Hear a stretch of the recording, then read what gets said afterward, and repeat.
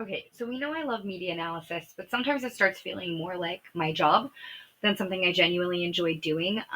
Occasionally, it feels like I have nothing to watch to relax and that everything is content, but I do love talking about the TV shows I like. So, we are going to do some of the most like rapid fire, bullet pointed, the great things about this TV show kind of thing so that I can talk about why I love Fringe without actually having to episode by episode gain evidence as to why the show is awesome. Fringe is an incredible science fiction show that my husband made me sit down and watch despite my hatred of gross things.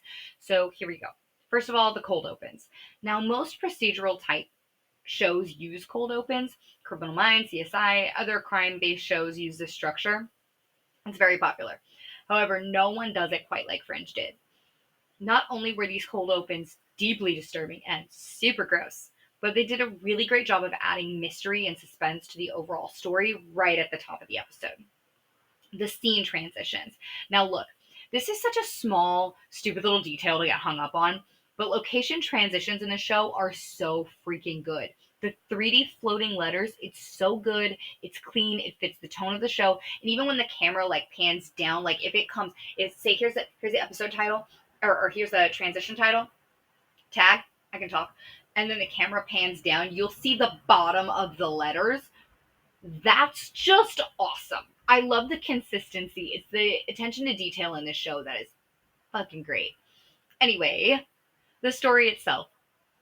Now, to be completely fair to the show, I'm only running on the first 3 seasons of information. After the group forgot Peter, I could not bring myself to finish the series. I was devastated. Now, I'm sure I will eventually finish it, but for now, I am very upset. Now, as a writer, I had most of the arc figured out.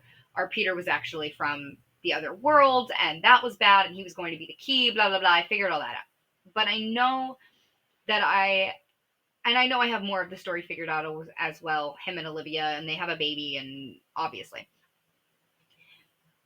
And I just can't watch enough to confirm it because I'm still not over Charlie. So the whole forgetting Peter thing is just not okay. The casting, okay, okay.